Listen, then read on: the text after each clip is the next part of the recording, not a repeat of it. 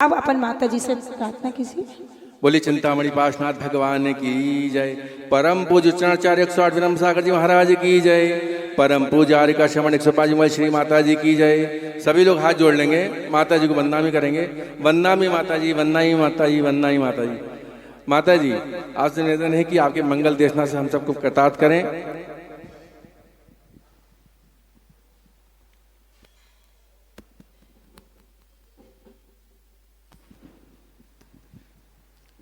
सभी लोग अपने दोनों हाथों को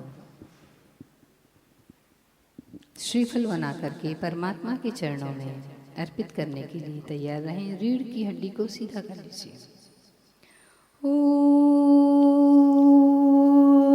नमः सिद्धेभ्यः। ओम नमः सिद्धेभ्यः। ओम नमः सिद्धेभ्यः। ओम नमः सिद्धेभ्यः। ओम नमः सिद्धेभ्यः। ओम नमः सिद्धेभ्यः। कीर्ति सदाय नमन उपमन्यु की तरह झुकती सदाय चरण एकलव्य की तरह। आशीष दो विनम्र गुरु तर जाऊं लोक से।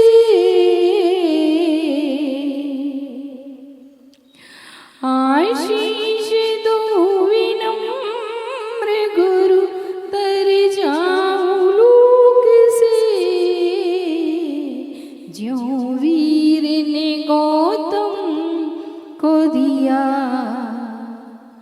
दो उसी तरह। ज्यों वीर ने गौतम को दिया दो उसी तरह। ज्यों वीर ने गौतम को दिया दो उसी तरह। बोलिए अनंतानंद सिद्ध परमेष्टि भगवान की। देवादिदेवी खजानाक्षी चिंतामणि पार्श्वनाथ भगवान की। देवादिदेवी खजानाथ श्री महावीर भगवान की।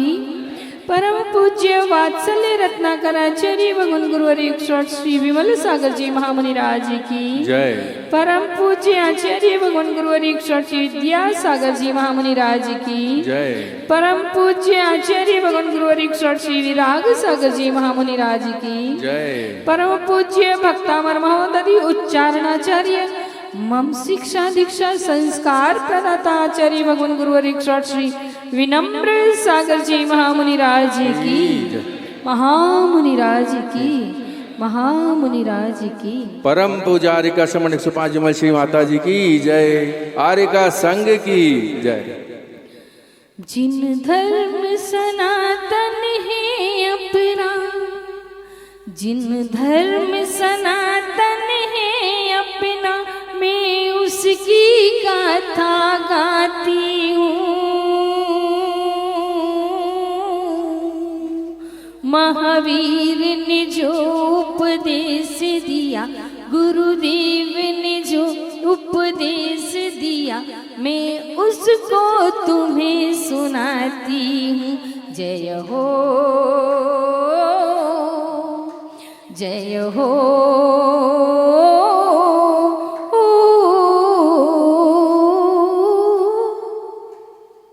लोग गाते हैं, भगवान के सामने आते हैं, गुरुओं के पास में आते हैं, उनके चरणों में बैठ करके बस एक बात को जानना चाहते हैं कि आखिर ये धर्म है क्या? धर्म है क्या? धर्म किसे कहते हैं और धर्म हमारे जीवन में क्या काम करता है, सब जानना चाहते हैं। और ध्यान रखना, सबके पास है। धर्म कहीं बाहर से नहीं लाना है, बाजार में मिलता नहीं है, खरीदना नहीं है, किसी अपने मित्र से नहीं मांगना है, परिवार से नहीं मांगना है। धर्म हमारे अंदर खुद है, बस हमें जानना है कि आखिर धर्म है क्या। दो तीन बातों पर चर्चा करेंगे। धर्म क्या है, धर्म कैसा है और धर्म कब करना चाहिए, क्योंकि कल से हमारे पर्युषण पर्व प्रारंभ होने जा रहे हैं। अपन इनको क्या कहते हैं, 10 लक्षण धर्म कहते हैं कि नहीं कहते हैं। ये धर्म के 10 ही लक्षण क्यों हैं, इन सब बातों पे आज हम विचार करेंगे। तो सबसे पहली बात आती है कि धर्म है क्या। तो आचार्य भगवान कहते हैं परिणामों की निर्मलता ही धर्म है। धर्म एक जीने की कला है। वह कला कैसी, अपने परिणामों में निर्मलता ला करके और हम अपना जीवन यापन करते हैं, तो ये एक बहुत बड़ी कला है। क्योंकि हर जीव चाहता है कि मैं खुद जीऊं और दूसरों को, ऐसी भावना रखते हैं कि नहीं रखते हैं, जियो और जीने दो। आचार्य भगवान ऐसा हम लोगों को बताते हैं। और भगवान महावीर ने तो बहुत पहले ऐसा उपदेश, महावीर भगवान ने तो ये स्पेशली कहा है। लेकिन ये अनादि काल से जितने भी तीर्थंकर होते आ रहे हैं वो सभी हमें यही शिक्षा देते हैं, जियो और जीने दो, लिव एंड लेट लाइफ। स्वयं जियो और दूसरों को जीने दो। क्योंकि आचार्य उमा स्वामी महाराज ने एक सूत्र दिया है, परस्परोपग्रहो जीवानाम। जीव एक दूसरे के ऊपर परस्पर में उपकार करते हैं, और जो इस उपकार को समझ लेता है, जान लेता है, वह धर्म को भी पहचान लेता है। क्योंकि हमारे आचार्यों ने बहुत सारी परिभाषाएं दी। दया विशुद्धो धम्मो दिया कि नहीं, दया विशुद्धो, जिसके अंदर में दया रूपी विशुद्धि पनप रही है उसके अंदर धर्म है। कहते हैं एक गीत आता है ना, प्यार किया नहीं जाता, है ना, वो बात अलग है। उसको हम, ये सही बात है कि जीवों से, हर जीव से हमें क्या करना चाहिए, प्रेम करना चाहिए, वात्सल्य का भाव रखना चाहिए। ये किया नहीं जाता है। जब अपने अंदर धर्म आता है तो अपने आप जीवों के प्रति प्रेम व्यवहार दिखने लग जाता है। इसीलिए आचार्य भगवान कहते हैं धर्म किया नहीं जाता हो जाता है। जब हम अपने परिणामों को निर्मल बनाते हैं तो धर्म करने की जरूरत नहीं होती है। धर्म कोई क्रियाकांड नहीं है, धर्म तो अपने परिणामों की विशुद्धि है। और आचार्य भगवान कहते हैं कब करना चाहिए, आपसे ही पूछती हूं, कब करना चाहिए बताओ, आप बताइए कि धर्म कब करना चाहिए। धर्म बचपन में करना चाहिए कि 55 में करना चाहिए।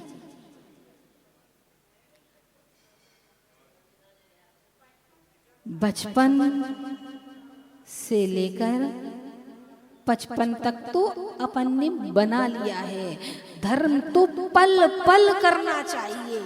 और आचार्य भगवान कहते हैं जरा जाव न पीले बाही जाव न डड्ढई, जाविंदिया न थके ताव धम्मम समाय। क्या कह रहे हैं आचार्य भगवान, जरा जाव न पीले, जरा माने बुढ़ापा, जरा मीन्स बुढ़ापा, जब तक बुढ़ापा पी ले यानी पका नहीं है, जब तक यानी हमारे शरीर में बुढ़ापा नहीं आया है। जाविंदिया न जरा जाव न पी ले वाही जाव न डद, और वाही मीन्स व्याधि, जब तक हमारे शरीर के अंदर किसी व्याधि ने स्थान नहीं बना लिया है, लोग बाग बीमार हो जाते हैं। क्योंकि जैसे जैसे शरीर ढलता है, इंद्रियां शिथिल होती हैं, तो कोई ना कोई बीमारी तो घर कर ही जाती है। तो आचार्य भगवान कहते हैं जब तक अपने शरीर में किसी बीमारी ने घर नहीं कर लिया हो, जरा जाव न पी ले ही बाही जाव न दड्डही जाव इंद्रिया न थके, और जब तक इंद्रियां थकी नहीं हो, क्योंकि जब इंद्रियां थक जाती हैं तब धर्म नहीं होता है। एक दादाजी आए, महाराज जी का प्रवचन चल रहा था, बहुत अच्छा त्याग के ऊपर प्रवचन कर रहे थे। और दादाजी कैसे थे? पेट में आंत नहीं, मुंह में दांत नहीं, और फिर अभी तुम्हें ऐसी भावना वाले थे। तो त्याग के ऊपर प्रवचन चल रहा था, और आकर के बहुत गदगद मन से बोले, महाराज आज आपने बहुत अच्छा प्रवचन दिया, मेरा मन बहुत खुश हो गया, मैं भी एक वस्तु का त्याग करना चाहता हूँ। महाराज को लगा कि अब बुढ़ापा है, कुछ ना कुछ अपने उद्धार की सोच रहे होंगे। महाराज ने कहा बताओ भाई क्या त्याग करना चाहते हो? तो कहने लगे महाराज आज से मैं चने का त्याग करता हूँ। मुंह में दांत नहीं, पेट में आंत नहीं, क्या करने आए? चने का त्याग करने आए। तो महाराज ने कहा बहुत बढ़िया किया कि कम से कम तुम्हारे अंदर एक त्याग करने का भाव जागा तो है, नहीं तो लोग बाग तो रसना इंद्रिय के बसीभूत चना को भी पीस पीस करके, आज तुमने चना का त्याग किया है, कल तुम आगे इस त्याग पर बढ़ोगे तो अपने धर्म को। क्योंकि जब व्यक्ति आकर के पूज्य गुरुदेव से पूछता है कि धर्म क्या है, तो गुरुदेव बतलाते हैं धर्म कुछ और नहीं है, जैन धर्म त्याग का नाम है। जैन धर्म किसका नाम है? त्याग का नाम। त्यागते जाइए, त्यागते जाइए, त्यागते जाइए, अंत में जो शेष बचे वही धर्म है। और अंत में शेष क्या बचता है? जब त्याग की बात आएगी तब अपन बताएंगे कि त्याग कैसे कैसे होता है, क्या त्याग करने से क्या क्या मिलता है। अंत में जो बचता है बस वही धर्म कहलाता है। सब कुछ त्याग करने के बाद अगर हमने शरीर भी त्याग कर दिया, अपने कर्मों को भी त्याग कर दिया, तो क्या बचेगा? सिर्फ अपना स्वभाव, और स्वभाव ही धर्म कहलाता है। तो आचार्य भगवान कहते हैं जरा जाव न पी ले बाही जाव न दड्ढई जावन दिया न थके ताव धम्मम समाचरे। तब तक हमें अपने जीवन में धर्म का आचरण कर लेना चाहिए। क्योंकि जब धर्म जीवन में आता है, जिसके जीवन में धर्म आता है और उत्कृष्ट धर्म से वह अपने जीवन को सजाता है, तो आचार्य भगवान कहते हैं धम्मो मंगलम मुक्किठम अहिंसा संयमो तवो देवा भी तस्य नमस्सन्ति जस्य धम्मे सयामरो। यानी जिसके जीवन में धर्म आ जाता है, देवता भी उसको नमस्कार करते हैं, और वह धर्म होता है संयम, तप और त्याग रूप होता है। ऐसा धर्म हमें अपने जीवन में लाना है। और कैसे लाना है ये कल से हम लोगों को पता चलेगा। और कल से कौन सा पर्व आ रहा है, इसको आप और क्या कहते हैं? क्या कहते हैं? पर्युषण, पर्वाधिराज पर्युषण। पर्व, पर्व किसे कहते हैं? पर्व किसे कहते हैं? जोड़ने क्यों पर्व कहते हैं। जहां ज्वाइंट होता है, गन्ने पोर अपन कहते हैं, गन्ना की पोर होती है, एक से दूसरे को जोड़ने का जो पोर होती है ना, और वो जो पोर की जो गांठ होती है ना, वही जाकर के जब जमीन में खेत में लगाई जाती है तब गन्ना पर्व। जोड़ने का नाम पर्व दो प्रकार के होते हैं, एक घटनात्मक और एक शाश्वत। ये बात हमने आप लोगों को पहले बता दी थी। होली, दिवाली, दशहरा आदि ये सब क्या है? घटनात्मक पर्व हैं। शाश्वत पर्व पर्युषण और अष्टमी और चतुर्दशी। अष्टमी चतुर्दशी शाश्वत क्यों है? क्योंकि अष्टमी चतुर्दशी के दिन विशेष और नंदीश्वर में जब अष्टानी का पर्व आते हैं उनमें देव लोग नंदीश्वर में जा करके विशेष भगवान की आराधना पूजन किया करते हैं। ये ऐसा नहीं कि कभी कभार करते हैं, ये हमेशा चलता रहता है। ये अनादिकाल से रूटीन चलता आ रहा है और अंतकाल तक चलेगा, इसलिए ये शाश्वत पर्व कहलाते हैं। और पर्युषण पर्व कैसे शाश्वत है? पहले तो अपन पर्युषण का ही मतलब समझ लें। परि मीन्स चारों, उषण मीन्स गर्मी देने वाले, चारों ओर से क्या कर रहे हैं? जलाने वाले। यानी कि हर तरफ से अपनी हर क्रिया से ऐसी क्रिया करना है कि हमारे जो कर्मों का जो जंगल है उस कर्मों के जंगल को जलाना।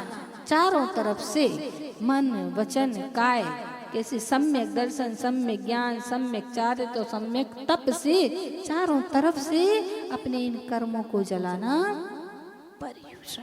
अब ये पर्युषण प्रारंभ कब से हुए? बात तो इसकी है कि ये प्रारंभ कब से हुए।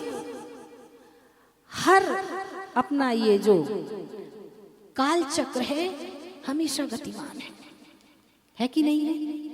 काल चक्र हमेशा गतिमान है। अभी कौन सा काल चल रहा है? अवसर्पणी काल चल रहा है। उसमें भी हुंडा एक डिग्री लगी है। हुंडा अवसर्पणी काल चल रहा है। हुंडा का मतलब ये है कि कुछ ऐसी विशेष घटनाएं घटती हैं इस काल में जो कि हमेशा नहीं घटती हैं। अवसर्पणी और उत्सर्पणी काल तो कंटिन्यू चलते रहते हैं, लेकिन ये हुंडा अवसर्पणी काल कई कल्प कालों के बाद आता है और इसमें कुछ ऐसी अनहोनी घटनाएं घटती हैं जैसे कि तीर्थंकर के कभी पुत्रियां नहीं होती हैं और आदिनाथ भगवान को चक्रवर्ती का कोई मान खंडित नहीं कर सकता है, लेकिन भरत का हुआ था कि नहीं हुआ था? तो ऐसी बहुत सारी घटनाएं होती हैं जो इस हुंडा अवसर्पणी काल के दोष के कारण इस संसार में घटी है। अब जानना ये है कि अभी हमारा इस हुंडा अवसर्पणी काल का पंचम काल चल रहा है ना? पंचम काल चल रहा है। पंचम काल के बाद छठा काल आएगा। छठे काल के बाद फिर अब उत्सर्पणी काल का पहला काल, और अपन उसको कहते हैं फिर से छठा काल आएगा, क्योंकि उसकी मर्यादा, उसकी क्रियाएं, उसमें जो भी होता है वो छठे काल जैसा ही होता है तो उत्सर्पणी काल का पहला काल, पर हम उसे छठे काल जैसा मानते हैं। वो भी 21,000 वर्ष का होता है। तो पंचम काल के 3 वर्ष 8 माह 15 दिन शेष रहने पर अभी अपने जी इस पंचम काल के कितने 8 वर्ष 15 दिन और 3 वर्ष 8 माह 15 दिन शेष रहने पर ऐसी घटना घटेगी कि जो सुनने पर हृदय विदीर्ण घटना कहलाती है। जो अंतिम राजा होगा, जिसे अंतिम कल्कि कहते हैं, उसका नाम जलमंथन, जलमंथन नाम का राजा होगा। और वो इतना क्रूर, आप लोगों ने हिटलर का नाम सुना होगा। हिटलर तो उसके आगे कुछ भी नहीं है।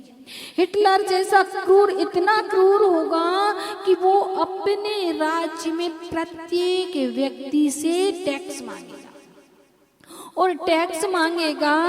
अब वो अपने सैनिकों को भेजेगा और सैनिकों में ऐसी बात रखेगा कि कोई भी व्यक्ति ऐसा नहीं होना चाहिए हमारे राज्य में जो टैक्स ना देता हो। सैनिक घूमते हैं और वहीं पर मुनिराज, अंतिम मुनिराज, नाम मालूम है आप लोगों को? नहीं मालूम? वीरांगज मुनि, अंतिम मुनि वीरांगज मुनि। चारों पूरा चतुर्विधि संघ रहेगा, मुनि, आरिका, श्रावक, श्राविका, चारों लोग रहेंगे। अंतिम मुनि वीरांगज, आरिका सर्वश्री और श्रावक का नाम अग्निल और श्राविका का नाम पंगुश्री। ऐसे चारों मुनि, आरिका, श्रावक, श्राविका होंगे और मुनिराज जैसे ही आहार को निकलेंगे और सैनिक आकर के खड़े हो जाएंगे, महाराज टैक्स दीजिए। तो महाराज के पास टैक्स के देने के लिए तो कुछ है ही नहीं, कि रहता है महाराज के पास? कुछ भी नहीं रहता है। तो उन्होंने कहा कि मेरे पास तो कुछ है ही नहीं, मैं क्या टैक्स दूं? तो वो कहता है अपने आहार का पहला ग्रास ही टैक्स में दे दीजिए। और महाराज की अंजलि में ग्रास आए और ग्रास कोई उठा ले, गिर जाए या कुछ ऐसी घटना घट जाए तो क्या होता है? कौन सा अंतराय होता है मालूम है आपको? पिंड पतन नाम का अंतराय होता है। तो ये अंतराय हुआ, महाराज अंतराय करके बैठ जाएंगे। ये बात है कार्तिक कृष्ण अमावस्या की, अमावस्या दीपावली के दिन की बात है। और महाराज बैठ जाएंगे और समझ जाएंगे, क्योंकि महाराज अवधि ज्ञानी, ये अपन लोग कहते हैं कि आज के समय में अवधि ज्ञानी मुनिराज, पर पंचम काल जो 21,000 वर्ष का है, उस 21,000 वर्ष में प्रत्येक 1000 वर्ष में एक एक मुनिराज अवधि ज्ञानी होते हैं। तो मुनिराज अवधि ज्ञान लगाएंगे और पता कर लेंगे कि अब पंचम काल का अंत आ गया है और वो समाधि को धारण कर लेंगे। समाधि संध्या कालीन सुबह ये घटना घटेगी, महाराज समाधि को धारण करेंगे और संध्या कालीन बेला में महाराज की समाधि, क्योंकि शरीर इतना उत्कृष्ट सहनन वाला नहीं है, क्योंकि सहनन धीरे धीरे घटता ही चला जा रहा है और महाराज को आहार नहीं मिलेगा तो फिर आहार के बिना जीवन नहीं चलता है और महाराज की समाधि हो जाएगी। उसके बाद पंचम काल समाप्त। मुनिराज के समाप्त होते ही अग्नि भी समाप्त। अब आया छठवां काल। छठवें काल में एक एक हाथ के शरीर होंगे और खाने के लिए कोई व्यवस्था नहीं होगी। लोग एक दूसरे को मार करके खाएंगे, नहीं मिलेगा तो कीड़े मकोड़ों को खाएंगे। ऐसी चीजों का से अपना उदर पोषण करेंगे और समय वो भी कितना निकलेगा? 21,000 वर्ष। अब ये 21,000 वर्ष जब निकलेंगे और आज से अभी कितना समय निकल गया आपने पंचम काल को? 2,500 वर्ष निकले। अभी 2550वां चल रहा है भैया।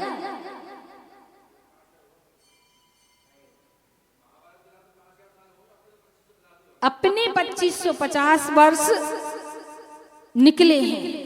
अब शेष रहे कितने? 39,450 पंचम काल और छठा काल मिला करके कितने बचे?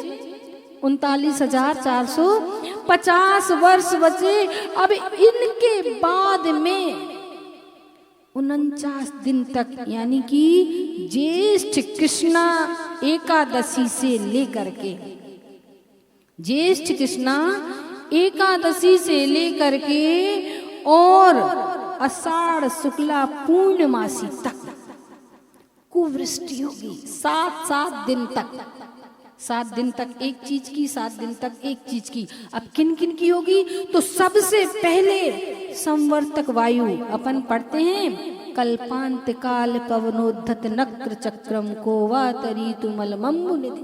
तो सबसे पहले इतनी तेज हवाएं चलेंगी कि ये सारे मकान दुकान कुछ भी नहीं बचेंगे, पेड़ पहाड़ कुछ भी नहीं बचेंगे। सब जैसी पतंगे उड़ती हैं हवा में, ऐसे उड़ते दिखाई देंगे। शाश्वत रहेगा तो कौन? सम्मेद शिखर, वो भी कितना? सुपारी के बराबर।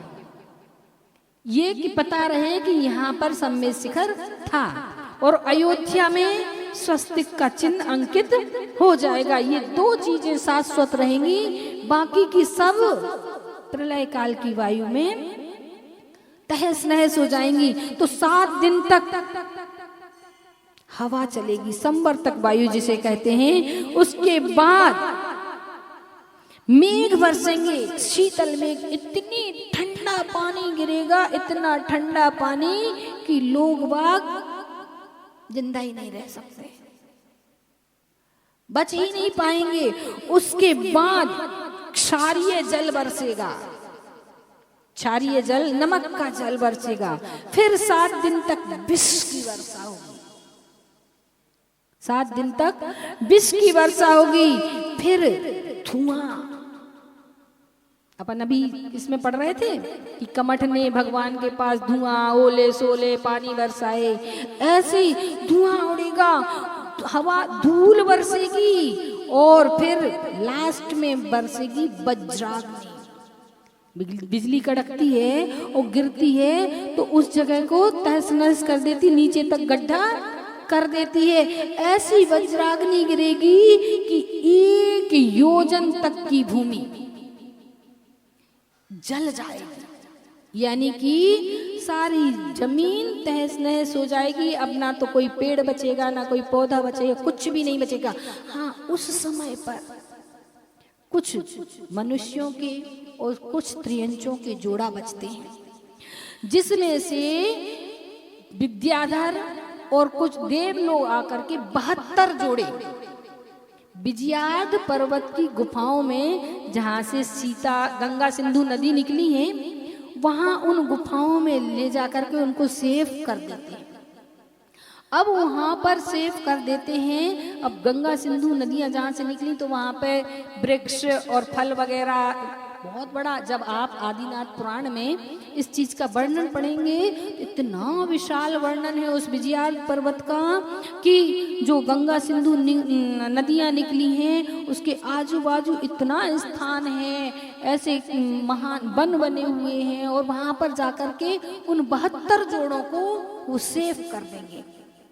अब पूरा ये समय निकलने के बाद जब फिर दूसरा छठवां काल अब लगेगा, छठवां जिस मतलब उत्सर्पणी काल का पहला काल लगेगा, तब फिर होगी सुवृष्टि। अभी प्रलय काल में क्या हुई थी?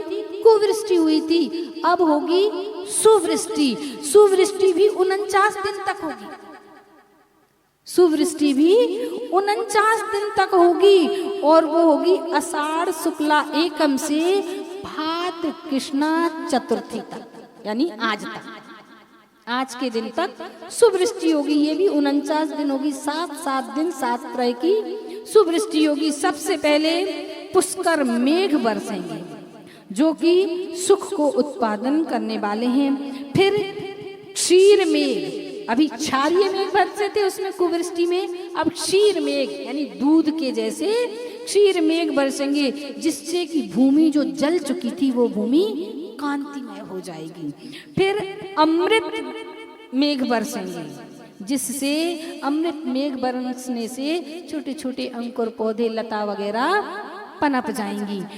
उसके बाद रस मेघ बरसेंगे, दिव्य रस बरसेगा।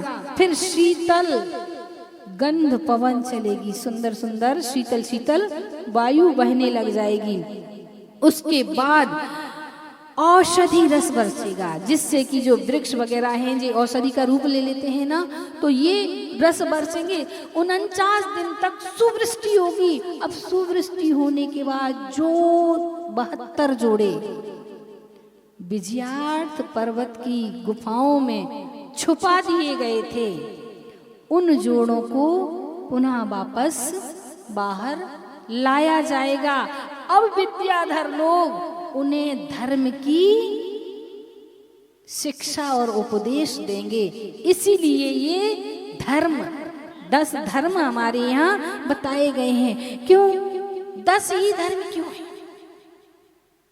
10 लक्षण बोलते ना, 10 ही लक्षण क्यों धर्म के?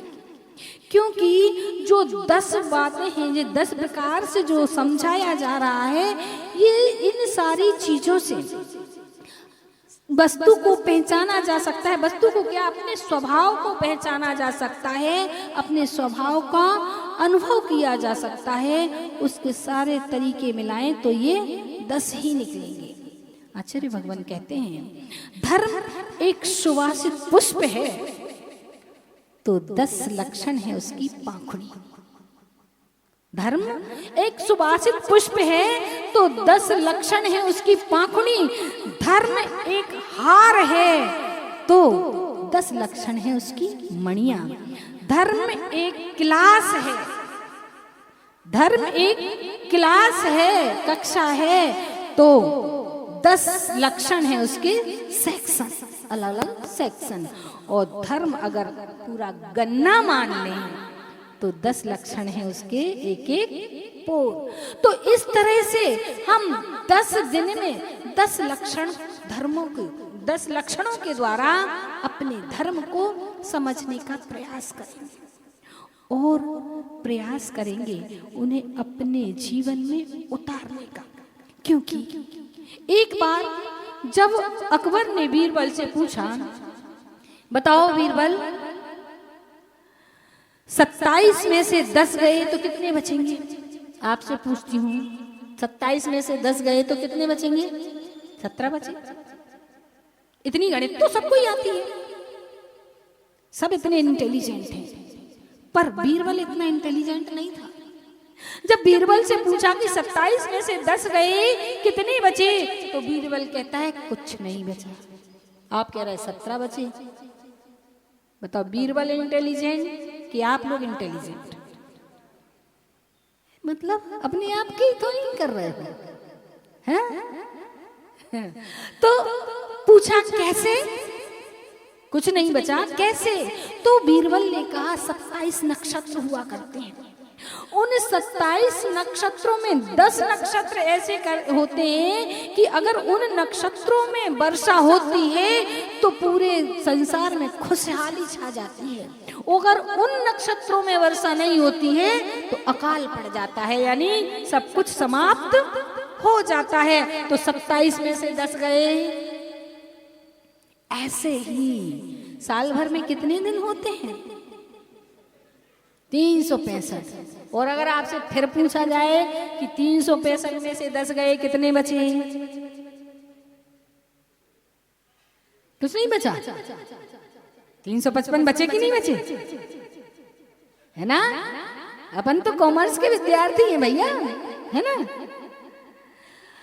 ऐसे ही जैसे 10 नक्षत्रों में वर्षा होने पर और वर्षा ना होने पर अकाल पड़ जाता है, वर्षा होने पर खुशहाली छा जाती है और वर्षा ना होने पर अकाल पड़ जाता है, ऐसे ही ये धर्म के 10 लक्षण के जो दिन हैं, 10 दिन हैं, अगर इनमें हमने धर्म साधना नहीं कर पाई और अपने स्वभाव को नहीं पहचान पाया, अपने स्वरूप को नहीं जान पाया, अपना क्या कर्तव्य है उसका बोध नहीं कर पाया, तो हमारा जीवन 355 नहीं, सारे जीवन के वर्ष व्यर्थ है। इसीलिए ये पर्युषण पर्व आए हैं। कल से हमारा जो शिविर प्रारंभ होने जा रहा है, उस शिविर में इसका नाम ही क्या रखा है? श्रावक संस्कार साधना संस्कार शिविर। ऐसा क्या नाम दिया है भाई? श्रावक साधना संस्कार शिविर, है ना? कि श्रावक को कैसी साधना करनी चाहिए। क्यों श्रावक के लिए, साधना के लिए क्यों कहा भाई? साधु को नहीं करनी साधना। साधु तो ऑलरेडी अपनी साधना में रत रहता है। ये तुम लोगों की साधना के चक्कर में अपनी साधना की विराधना और हो जाती है। तुम लोगों की साधना के चक्कर में अपनी साधना की, लेकिन फिर भी गुरुओं के आशीर्वाद से अपनी भी साधना करते हैं और कोशिश करते हैं कि साधना के संस्कार आप लोगों के जीवन में भी पड़ जाएं, इसीलिए इन शिविरों का आयोजन किया जाता है। इन दिनों में हमसे जितना जितना बन सके हम उतना त्याग करें, जितनी विरक्ति दिखा सके उतनी विरक्ति दिखाएं, क्योंकि घर में तो हमेशा रहते हैं, घर परिवार का तो हमेशा ध्यान देते हैं। 2-4 दिन बिना ध्यान के ही रह लें। हम लोग दिन रात मोबाइल चलाते हैं, 10 दिन मोबाइल का त्याग ही कर दें, नहीं चलेगा क्या? चल जाएगा। क्यों? जब मोबाइल नहीं थे तब नहीं चलता था क्या? तब भी काम चलता था। तो 10 दिन अगर हम त्याग कर देंगे, और हम हमेशा बोलते हैं, बहुत बोलते हैं, बोलने के लिए कह तो जाए, हम किसी से कम थोड़ी ना है। और अगर इन 10 दिनों में मौन साधना, क्यों? क्योंकि ये इस समय क्या कर रहे हैं? हम अपनी भूमि को उर्वरा बना रहे हैं। अपने जो मन की भूमि है, अपनी आत्मा की जो भूमि है, उसको क्या कर रहे हैं? उर्वरा बना रहे हैं। उसमें ये जो धर्म का बीज बोया जाएगा, और जब वो हमारी संस्कारों से पल्लवित पुष्पित होगा तो उसमें एक बहुत सुंदर धर्म का फूल लगेगा, और जो जिस उसमें से जो फल निकलेगा वो फल मोक्ष फल देने वाला होगा। तो इसलिए आचार्य भगवान फिर कहते हैं, समझाते हैं कि इन दिनों में अगर हम अपने जीवन में थोड़ा सा संयम, अपने ऊपर थोड़ा सा कंट्रोल, विचारों पर अपनी लगाम नहीं लगा पाए तो फिर हमारे भी वे 10 दिन व्यर्थ चले जाएंगे। आचार्य श्री कहते हैं, उर्वरा भूमि अपनी नहीं कर सके तो मानुष जन्म व्यर्थ खो जाएगा, तो भ्रम जाएगा। ये मनुष्य जन्म मिला है, मनुष्य को ही इन 10 लक्षण पर्व में अपने आत्मबोध को प्राप्त करने का सौभाग्य मिल पाता है। और किसी को मिलता है क्या? नारकियों को मिलता है? उनके तो हमेशा ही 10 लक्षण चलते रहते हैं, है ना? मारो काटो हमेशा ही चलते रहते हैं। अन्य पर्याय में देवों को क्यों नहीं कहा? देवों को क्यों नहीं कहा कि 10 लक्षण पर्व मनाओ? क्यों? क्योंकि उनके कंठ में से अमृत, उनके संकल्प लेने तक वो रुकता नहीं है। उसकी जो तिथि है, जो मर्यादा है, जिस समय उसको झरना है मतलब झरना ही है। और हम भले ही हमारे कंठ प्राणगत हो जाएं, हमने जल का त्याग कर दिया मतलब देव नहीं कर सकते। इसलिए ना यह उपदेश देवों के लिए है, ना नारकियों के लिए है। किनके लिए है? मनुष्यों के लिए है, और त्रियंचों के लिए भी है। क्योंकि बहुत सारे त्रियंच ऐसे हुए। लोमड़ी की कहानी आती है, उसने रात्रि में पानी का त्याग कर दिया, और जब जब बावड़ी में जाए, बावड़ी में अंधेरा, और उसका रात्रि के पानी का त्याग था। बावड़ी में अंधेरा, रात्रि के पानी का त्याग, और त्याग पूर्वक प्रास के कारण से मरण किया। मरण करके कहाँ हुई? स्वर्ग में देव बनी। तो त्रियंचों के लिए भी है, पर मुख्य रूप से मनुष्यों के लिए, क्योंकि मनुष्य इस भाव में ही संयम को धारण करके मुक्ति को प्राप्त कर सकता है। और अंतिम धर्म हमारा कौन सा है? ब्रह्मचर्य। ब्रह्मचर्य का मतलब है अपने आप में, ब्रह्म मीन्स आत्मा, चर्य मीन्स उसमें रमना, रमण करना। जो आत्मा में रमण करता है शाश्वत सुख को पाता है। अब बात आती है कि हमने कहा 10 धर्म होते हैं, और 10 धर्मों के आगे उत्तम क्यों लगाया गया है? ये उत्तम शब्द लगाने की क्या आवश्यकता थी? क्षमा, मार्दव, आर्जव, शौच, सत्य, संयम, तप, त्याग, आकिंचन, ब्रह्मचर्य कह देते, पर उत्तम लगाने की क्या आवश्यकता थी? तो आचार्य भगवान समझाते हैं कि उत्तम शब्द इसलिए लगाया जाता है कि जो क्षमा के विपरीत क्या है?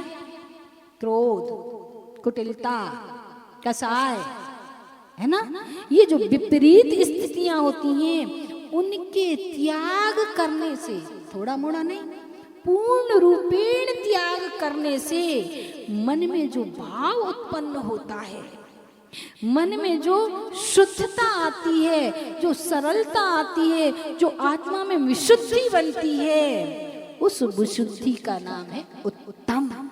इसलिए कहा उत्तम क्षमा, उत्तम मार्दव, उत्तम आर्जव, उत्तम शौच, यानी सबके आगे उत्तम उत्तम लगा, यानी उत्कृष्ट रूप से हम विपरीतताओं का त्याग करें। और अगर कोई विपरीत परिस्थितियां हमारे जीवन में आती हैं तो उनको विशुद्धि के माध्यम से सहन करके और अपने परिणामों को संभाल करके रखें। इसलिए उत्तम शब्द लगाया गया है। उत्तम शब्द मुनिराजों के लिए आता है, क्योंकि उत्तम क्षमा के धारक तो मुनिराज हुआ करते हैं। कल हम लोग इस विषय पर ध्यान करेंगे, इस विषय को समझने का प्रयास करेंगे। आज तो बस इतना ही कि पर्व क्यों आते हैं, धर्म हमें अपने जीवन में क्यों अपनाना चाहिए, कैसे आते हैं। आज हमने कब से कब तक कुवृष्टि हुई थी, कब से कब तक सुवृष्टि हुई थी, फिर कैसे उन 72 जोड़ों को जिन्हें विजयार्थ पर्वत की गुफाओं में सेव किया गया था, उनको संबोधन कैसे मिला, कल से जानेंगे। आज बस इतना ही, इतना कहते हैं कि पर्व यहाँ जब आते हैं व्रत उपवास कराते हैं, पर्व जब व्रत उपवास कराते हैं, नई ऊर्जा लाते हैं, नई ऊर्जा लाते हैं, नई ऊर्जा लाते हैं, नई ऊर्जा लाते हैं। सच्चा ज्ञान कराते हैं, सबको स्वस्थ बनाते हैं, सच्चा ज्ञान कराते हैं, सबको स्वस्थ बनाते हैं। पर्व हम सबको, ओहो पर्व हम सबको प्रभु दर्श कराए रे, जीवन पानी की बूंद कब मिट जाए रे, ओ जीवन है पानी की बूंद कब मिट जाए रे। होनी अनहोनी, ओहो होनी अनहोनी कब क्या घट जाए रे, जीवन है पानी की बूंद कब मिट जाए रे, जीवन है पानी की बूंद कब मिट जाए रे। ये पर्व हमारे जीवन में बहुत सारी बातों का संकेत दिया करते हैं, और इन पर्वों के दिनों में हमें जो व्रत उपवास आदि करने की शिक्षा दी जाती है, वो इसका कोई ऐसा ही नहीं कि कोई कारण ना हो, हर चीज का कोई ना कोई कारण होता है, कोई ना कोई विधान हुआ करता है। अब क्यों किए जाते हैं इन दिनों में व्रत उपवास, पर्व के दिनों में व्रत उपवास क्यों किए जाते हैं, इस बात को अपन कल समझेंगे। आज समय हो चुका है। बोलिए परम पूज्य आचार्य भगवान गुरुवर 108 श्री विनम्र सागर जी महामुनिराज की जय।